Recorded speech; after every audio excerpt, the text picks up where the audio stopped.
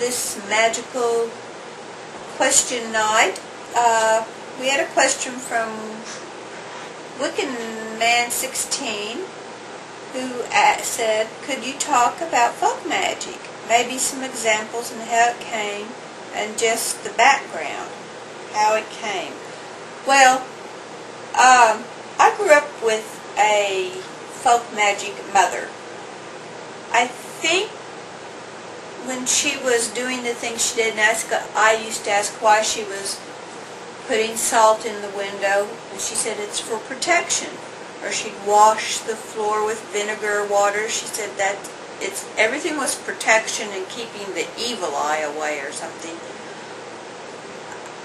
I just thought that's what every mother did, but turns out not. And I look back now, and we talked about it later on as she got older, and there wasn't a word. Women weren't called witches then.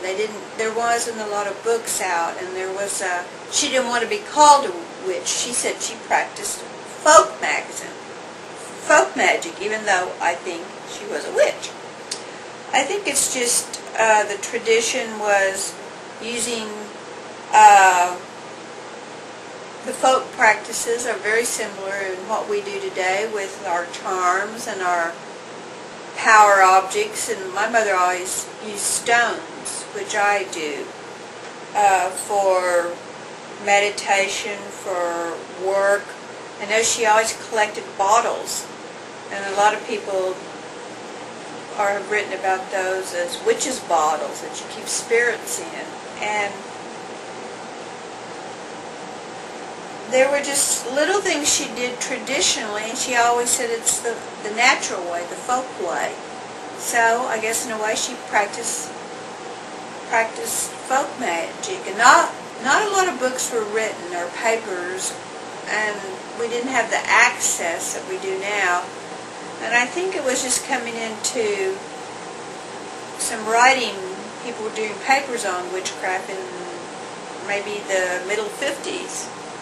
And I was just a little young child then, but I paid attention because I liked the natural rhythm that my mother had, the wholesome living, and I didn't like the organized Christian religion. So this stuck with me, and I guess when I grew up and there was more out there, I discovered folk magic, maybe just another name for paganism.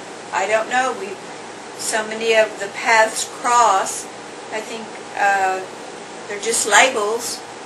It's holistic, it's natural, it's using the earth and household products or what you have to do your work.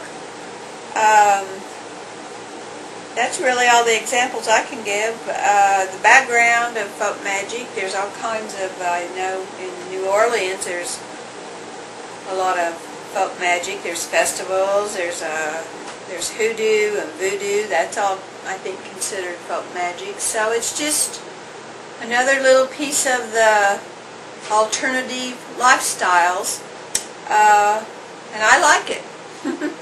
I use it every day in my life. Can't see how I would do anything different. I like the way it makes me feel. It changes my perception some days if I use a certain stone or do a certain ritual, and it enlightens my life. I like to think it protects. That's about all I have to say on that. It's March, and we have a lot of interesting questions this month, and the weather's shifting a lot, so it's going to be a bumpy ride, I think, until spring officially gets here. So everyone take care, don't blow away. Peace and love. Till next week. It's Feather. Bye.